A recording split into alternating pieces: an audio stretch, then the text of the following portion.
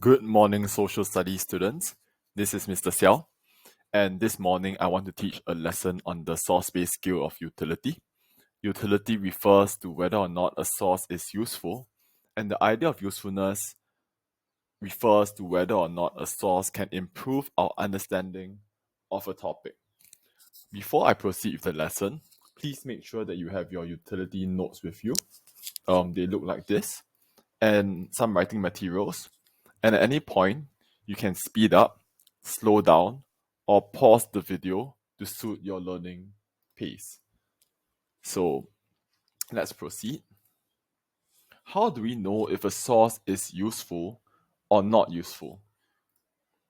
The first question you ask is the source relevant to the topic? Typically, the utility question will have a question focus, similar to inference questions, and that's how we test if the source is useful. Does it say anything about the question focus? And if there's no question focus, you can relate back to the anchor topic or anchor issue. Does it say anything about anchor topic? If the source is not relevant at all, it's not useful. But if it's relevant, then it might be useful. We can also ask how complete is the source in what it says. Does it cover both sides of an issue, multiple perspectives, or is it biased and narrow and only covers one perspective? So again, if it's balanced and complete, it's a very useful source. If it's one-sided, if it only looks at one perspective, if it's missing any information, then it's not as useful as you want it to be. The third question you ask, and this is another skill that we have learned, is the source reliable? And here I think you already know where this question is going, because if the source is trustworthy in what it's saying, then it's useful. But if the source is not reliable and not trustworthy, even if it says many things, you can't take the information and make and do anything with that information. So it's not useful. But can you please take note of this part? Even sources that are not reliable, they can still be useful in telling us something. And we will look at an example later. But please take note that even sources that are not reliable can still be useful. And finally, the fourth question you want to ask is, does the source giver have any special expertise? So in this domain, you're looking at industry professionals, professors, insiders, government officials. These people with expertise might be able to provide you with much more detailed, nuanced understandings of a topic. It relates back to our second question on completeness, because their expertise enables them to give you a lot more details than other sources, which makes them reliable and exceptionally helpful in understanding a topic. So we can look at this source and you can think about this question. You can pause the video and even scribble on your notes. How useful do you think this source in telling us about what phone to buy? And we should use the questions to help us. Firstly, the source, is it relevant? Yes. It tells us that iPhone is the best buy because it is efficient. Evidence is that it starts as soon as you turn it on.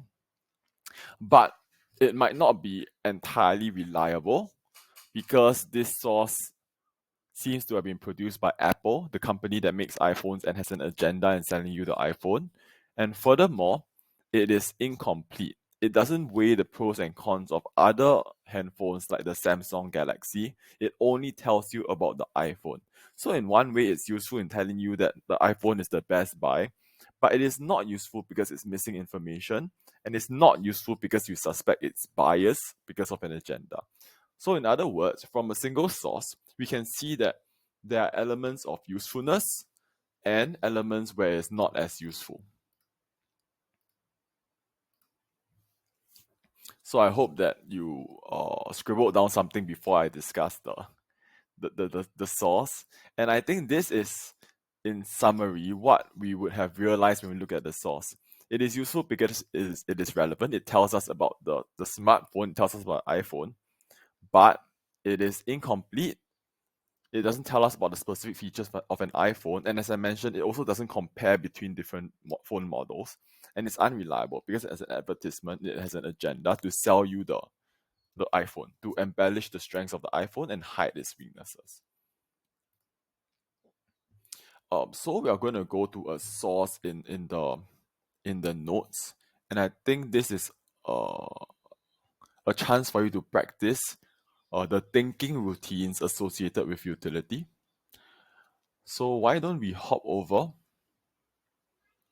to the notes, and we'll be looking at this sample source, this example source, in relation to four foci: the transportation system, public attitudes, healthcare system, and effectiveness of government. So let's go to the notes.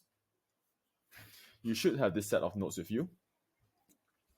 And the objective is, by the end of the lesson, we want to be able to explain that the source is useful or not useful based on the content, highlight, as well as based on its reliability, highlight. So these are two elements that should come out very strongly in most of your responses to utility questions: content and reliability. So let's first of all highlight the most basic understanding of utility. And you should read this to yourself. I'm going to. Sorry, the dog was barking outside and I closed the window. So you should read this to yourself. The basic understanding is that utility is whether a source can improve our understanding of a topic. A source is useful if it improves our understanding of a topic, and not useful if it doesn't. So here are some elements of usefulness. If the source is relevant to our topic, like the iPhone advertisement when we are talking about what phone to buy, if the source is reliable, and we have learned in the previous source-based skill how to check reliability, we can do cross-reference, we can examine its agenda and purpose. What about not useful? First of all, if the source is not relevant, please write it down. Clearly its utility is very limited because it doesn't tell you anything about the topic at all. Whether or not it's reliable is a moot point, because if it doesn't tell you anything, it doesn't matter. Another case is when it has missing information. So in the case of the iPhone advertisement, remember, we said that it doesn't tell you details about what are the features of this iPhone, how fast it is, how many applications it can contain, what's its storage size, so on. And it doesn't compare the iPhone's features to other types of phones. So it's incomplete. It has missing information. And in that way, it is not useful. And finally, if it's unreliable, and we can use the tone to check reliability actually, as well as agenda and cross-reference. So let's jump straight into a thinking exercise. Source O. Imagine a grumpy uncle at a coffee shop in Hougang. And this grumpy uncle says, the bus never comes on time. Just yesterday I wait 20 minutes, wait so long, and then the bus still never come. How come our government can't fix this simple problem? I tell you, this is why I voted opposition for the past 20 years. Okay. So you have grumpy uncle. Grumpy uncle has said this source. And I give you 4 focuses or topics. Can you pause the video and take about 10 minutes and fill in these boxes?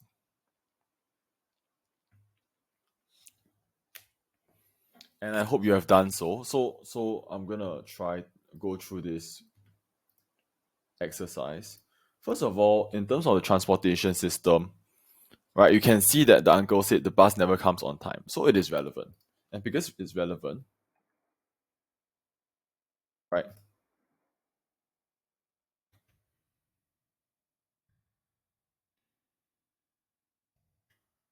Because it's relevant, it must be useful. It's told me something about transportation system. Okay.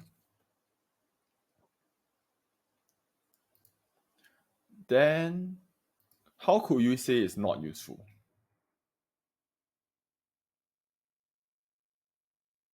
Well, you could argue that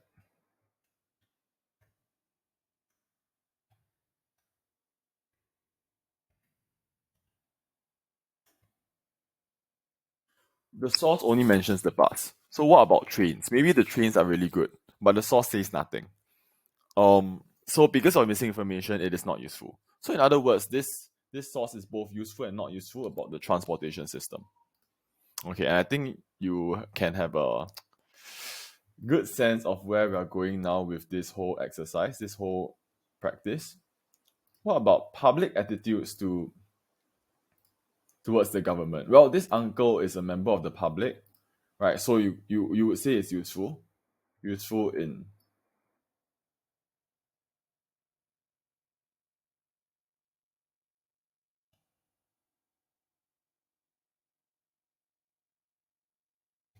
right, negative attitude.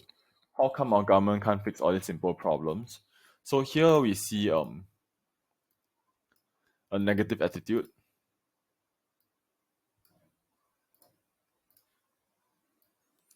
But then could you also argue it's not useful? I think you can. Why? Why is it not useful? Because the source is only has one person complaining, which may not represent all a majority opinion. Right. In fact, this one person complaining is someone who's known to support the opposition. So maybe not everyone supports the opposition.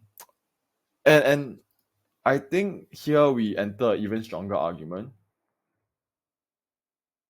right?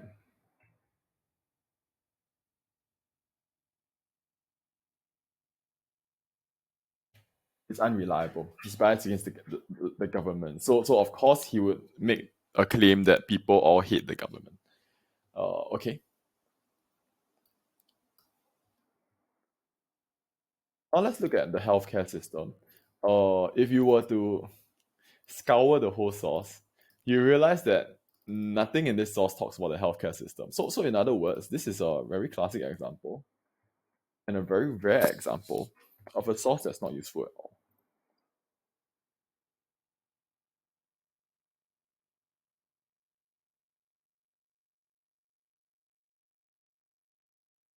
Right? You would have to do some sort of logical cartwheel to even think about how the healthcare system features. So I think this is a very clear-cut case of a not useful because not relevant source. Finally, effectiveness. And I think over here is um another sentence that shows effectiveness, right? Useful because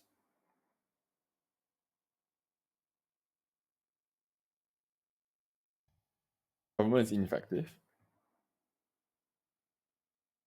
in solving public transport or public transport issues, right? But is that not useful? Yes.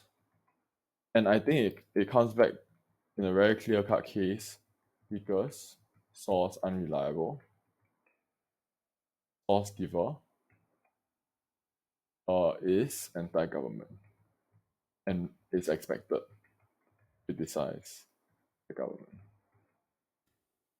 Of course, the source giver would say it's ineffective. He has voted opposition for the past 20 years.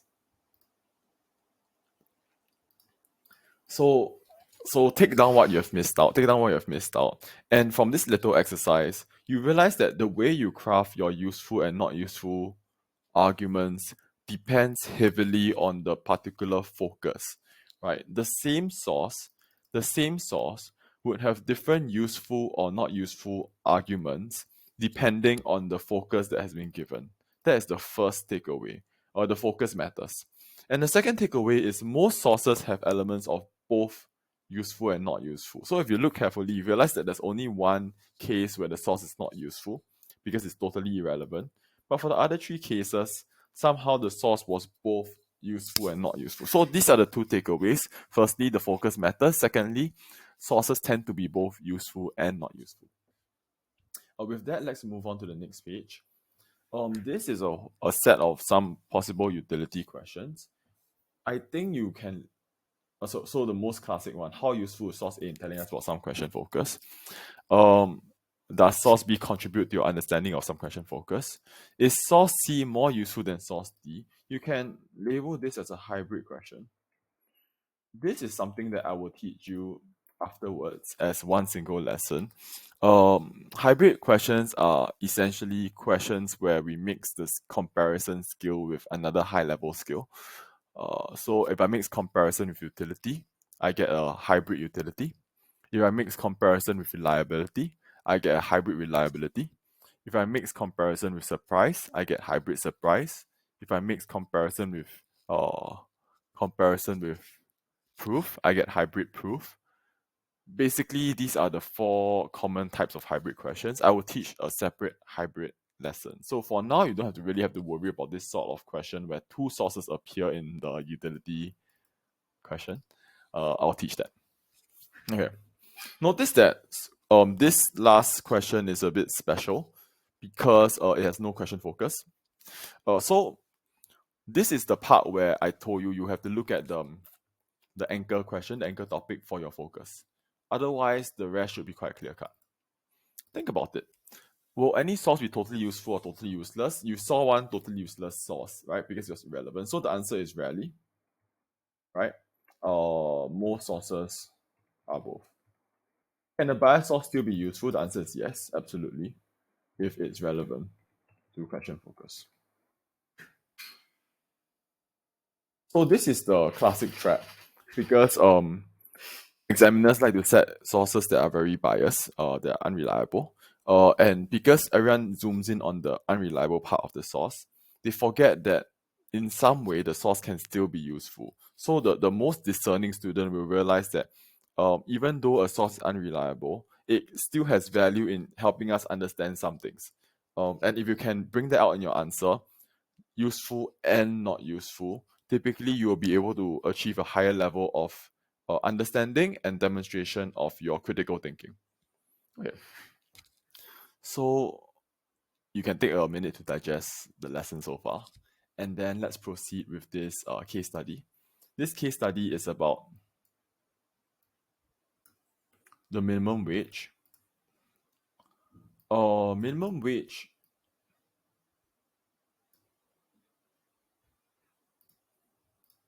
wage is basically the idea that companies are legally forced to pay a starting salary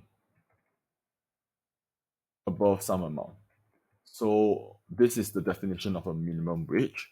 Of course, you can immediately see why this might be a good idea because workers then don't work for peanuts. But it can also be a bad idea, and the bad idea part is a bit harder to see. The economic logic is when you force companies to pay above a certain amount, a minimum wage, then companies have less money to pay for workers because each worker costs more. And if each worker costs more, companies will hire fewer workers. So typically, the argument against the minimum wage is that because companies hire fewer workers, unemployment rises. Okay, so I think it's summarized here very nicely in the background information. Supporters say that higher wages provide workers with a better standard of living, whereas opponents say that it causes workers to lose jobs. And I just outlined the logic of that to you because if each worker is more expensive, the minimum wage is the cost of a worker to the company. If each worker is more expensive, then companies would hire fewer workers. And that means unemployment. So let's look at source A. This cartoon may be a bit blurry in your worksheet. This cartoon, want to pause the video and try to analyze it first? No? So this cartoon shows three people. Two of them are sort of businessmen. You know that because they are in suits. They're sitting on very big chairs, which, is caricatured. The big chairs are meant to both highlight the big position, the high position they hold, as well as a certain ego. a certain way of presenting themselves. Then they have the of course the glasses and the cigar. So this is a very caricatured, stereotypical depiction of a businessman. And the person here is their butler, the person who's serving them. So let's look at what's happening. The businessmen are reading this newspaper called Minimum Wage Debate. Debate meaning that there are two sides to an argument. And businessman says, mark my words, raise the minimum wage and people will lose jobs. So clearly the businessman here is a critic of the minimum wage. He thinks that the minimum wage will cause unemployment. It's a bad thing. Then interestingly, the butler here, who is the worker, says, you're right. I would finally be able to quit my other two jobs. Why? Why can the butler quit his other two jobs? The answer is here, right? Because with more money from the same job, from a single job, they can pay for their bills. They have higher, better standard of living. So in other words, the butler is saying, the only reason why he's working three jobs is because each job is not paying him enough. If he had a minimum wage from any of his one jobs, he wouldn't have to be overworked. Okay.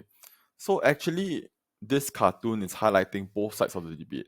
Both the positive impact of a minimum wage, which is here, the better standard of living, and the negative impact, which is here, the unemployment. Okay. So let's look at the question. How useful is source A telling us about the impact of a minimum wage policy? Oh, very nice. We have already talked about it. There are both positive and negative impact. So source A is useful. We start with the relevant argument. Relevant, it tells us about the impact. Source A is useful because it tells me that, what does it tell me? Minimum wage has both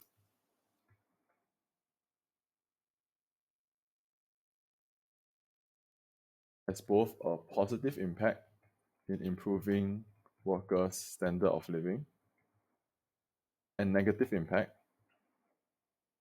by causing unemployment.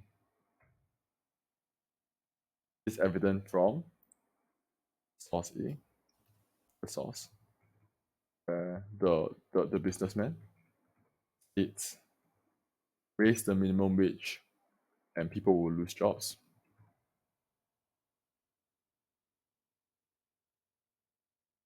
While the butler retorts, I would finally be able to quit my other two jobs.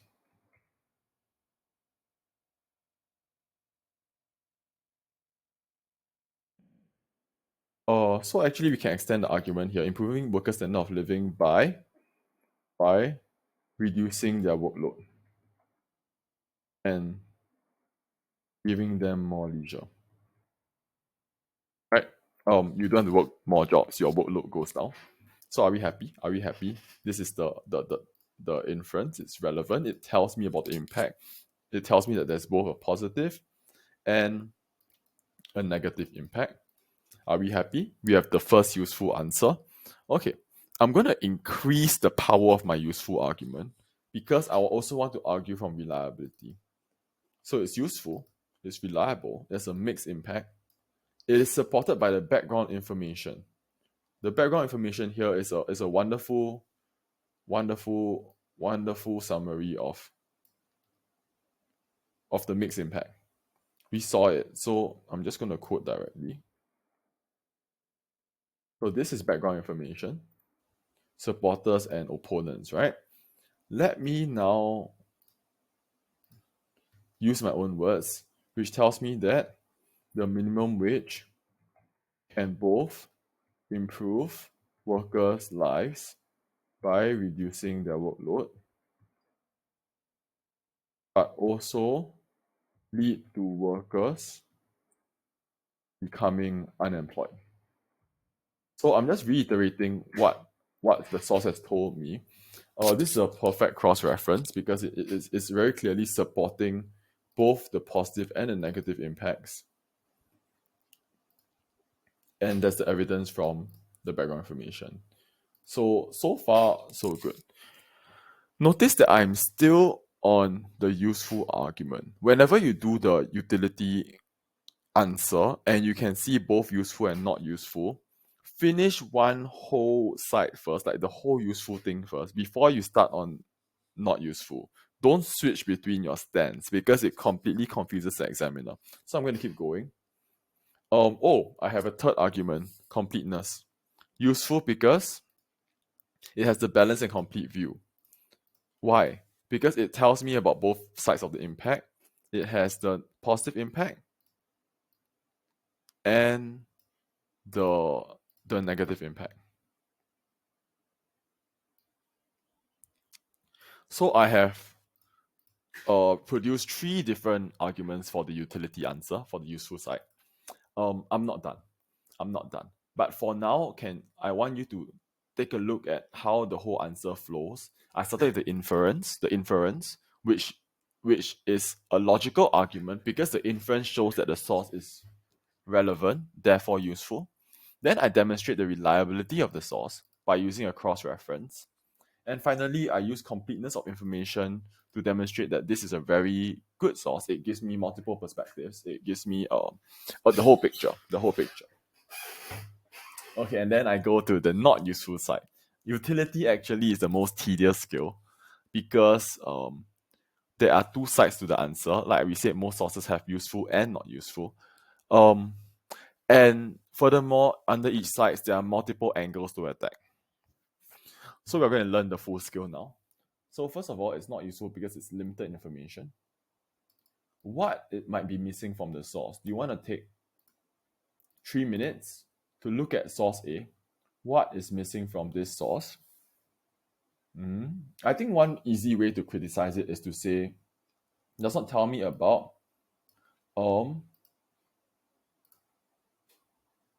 how much higher the minimum wage would be compared to the normal wage, or how many how many workers would be fired due to minimum wage, or how many workers are working multiple jobs. So these numbers, in a sense, this data would be very important for you to make a judgment about which impact is bigger, right? For example, let's say it's true that workers would be fired, but all the workers that are fired are like this butler. They are fired because they were working multiple jobs to start with. Then in other words, there wasn't much negative impact. It's all positive.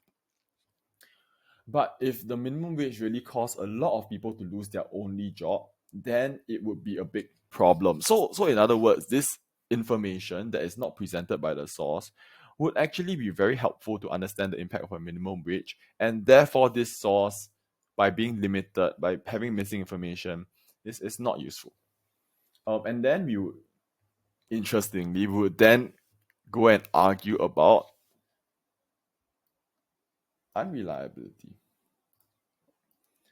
And it is not a contradiction. You could say the source is reliable in some ways, not reliable in other ways. So why would it be unreliable? Actually, I would say don't use the background information. The background information is the reliable side of it. You would use source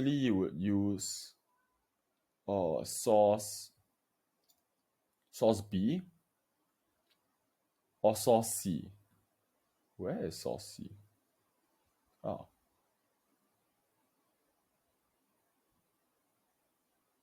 I think source C will be a good source to use to check unreliability. Let's see.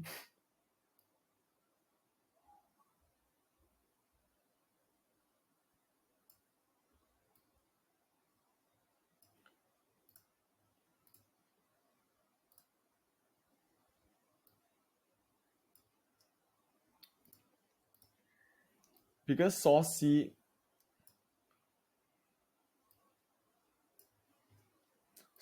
just says all the bad stuff. Source C just says all the bad stuff. So I'm just going to dump some source C evidence.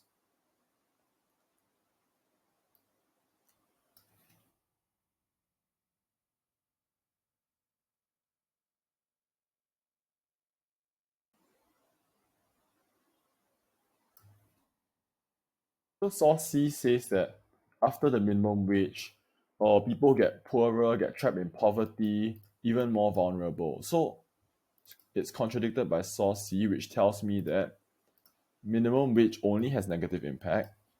Notice that I'm still using the word impact. because that's my question focus about the impact. So the impact of minimum wage policy is only negative because workers would be trapped in poverty, more vulnerable, would be worse off and stuck with low earnings, low or no earnings due to being fired by their employers.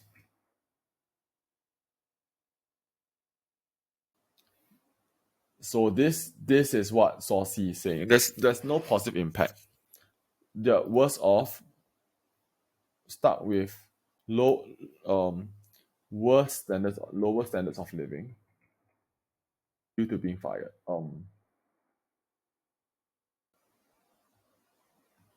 Let me just zoom out a little bit here.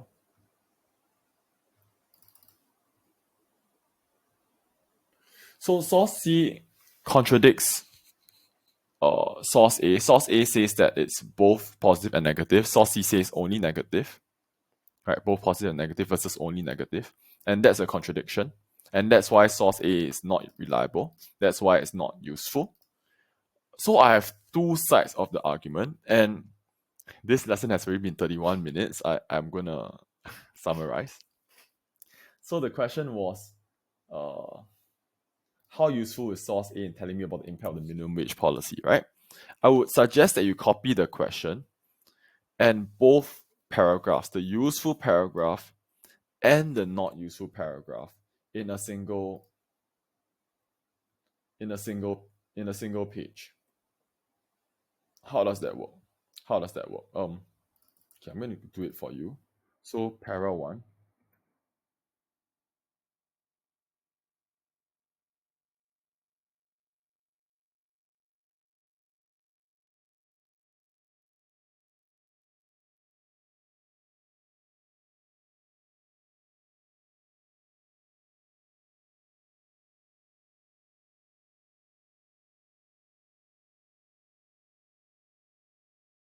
And para 2.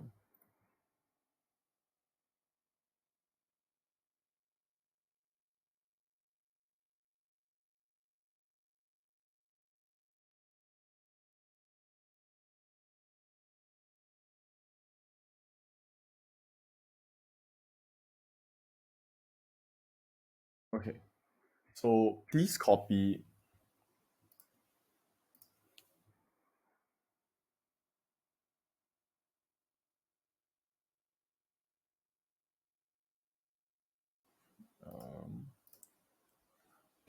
both paragraphs into a foolscap. The question, para 1 and para 2. And I know that you're going to be thinking right now, this is crazy. I can never write so much in the exam for a 7-mark question.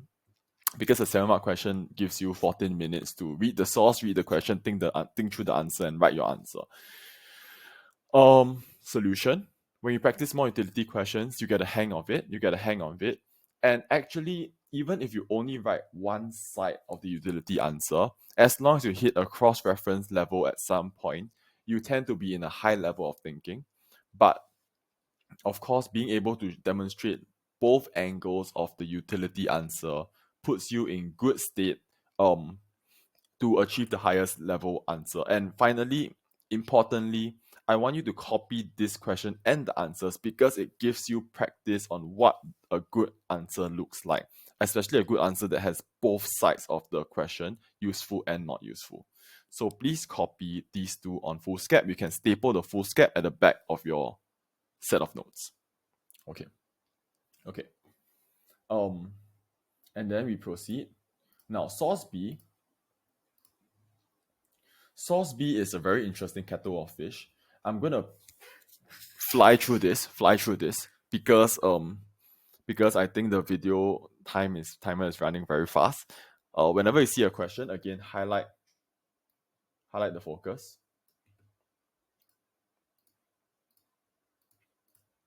Arguments for introducing a minimum wage. Oh, it's high time we needed a minimum wage for the working poor. This would be good evidence. Um,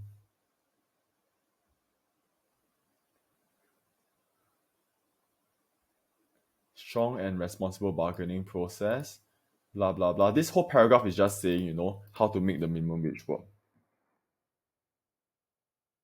So he's giving like suggestions. But the main thing he's saying is the argument for minimum wage is important. It tells me that minimum wage is important to improve people's living conditions and practical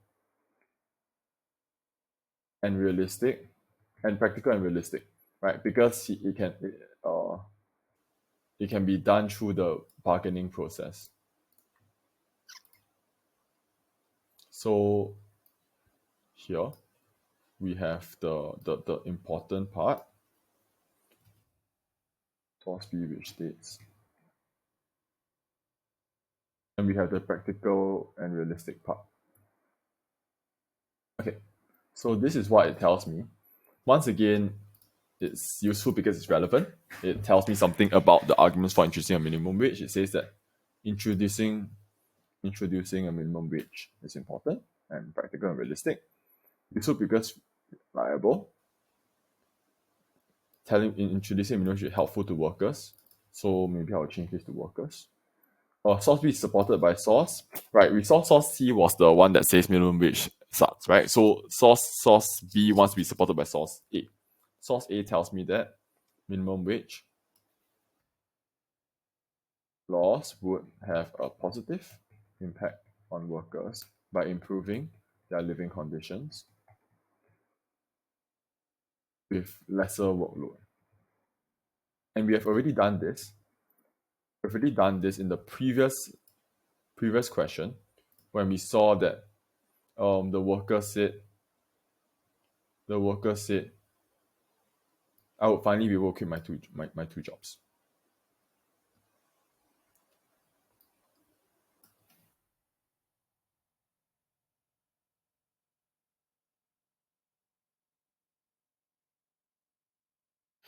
This one, expertise argument, reliable and expertise. You need to highlight this. This reliable is different from the cross-reference reliable.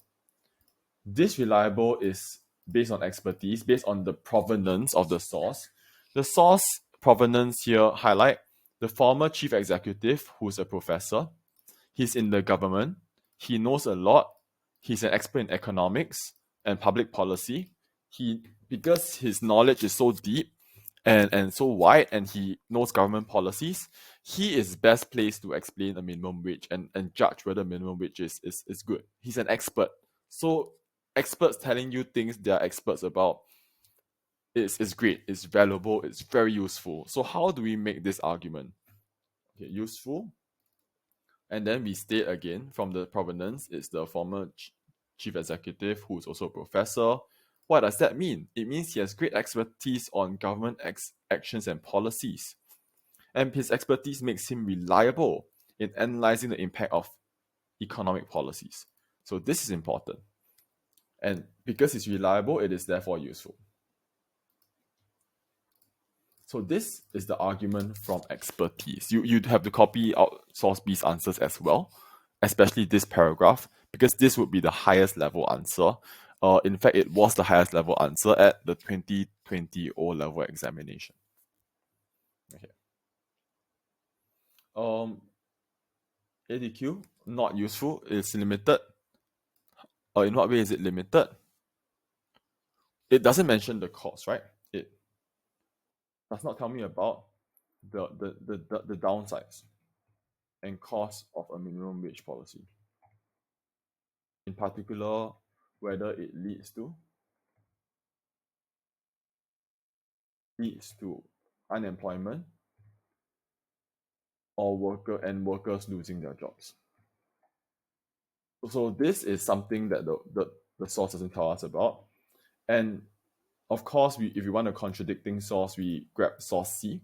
We already had source C. So let's use source C stuff again.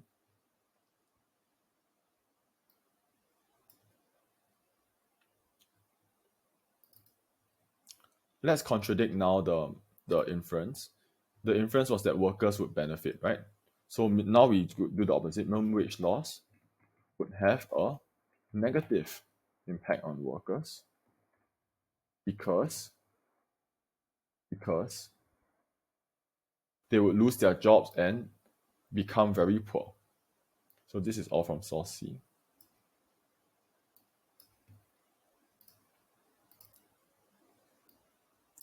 Because workers would lose their jobs and get stuck in low income conditions and thus suffer from lower living standards. So it's the opposite. Source C makes the opposite argument. Are we satisfied? I think we have covered nearly everything. So what are you going to do? You're going to write it out on foolscap again. Para 1, para 2. Okay. I will summarize it for you. And I hope you also copy everything on your notes, because you do need this set of notes to figure out what the answering frame is, what the writing frame is. How did we craft these arguments? Okay, para 1 and para 2. Useful and not useful. Actually, in both cases, question 1 and question 2 so far, the useful answer was the better answer, because the highest level on expertise, on balanced information, all came in useful. But that's not always the case. It just so happened that for these two examples, the useful answer was the better one. So at this point, you can pause the video, you can use this, and you can copy the question and the full paragraphs onto foolscap. This is good practice for you to familiarize yourself with the writing of utility answers. At this point, you have finished 2 full questions. I'll leave this source C question as an exercise for you. Try it yourself. Notice that there's no focus now, so you have to use the anchor topic here as a focus, which is what impact do minimum wage laws have on workers. In other words, the focus here would be the same as the focus in the first question. Please try it. Write it on foolscap after A and B. I can mark it for you. And if you want to check your answer on your own, the rubrics, as always, are on the last page. And these rubrics help you check your own answers. Okay, I've taught you utility through evaluating sources from the 2020 O-level SS paper. Again, utility is about understanding whether a source can improve your understanding of a topic. And we can figure out whether a source is useful based on whether it's relevant, whether its information is complete, whether the source is reliable, and whether the source giver has any special expertise. And sources tend to be both useful and not useful. So keep these things in mind as you craft utility questions. That's all I have for you today. Have a good day ahead.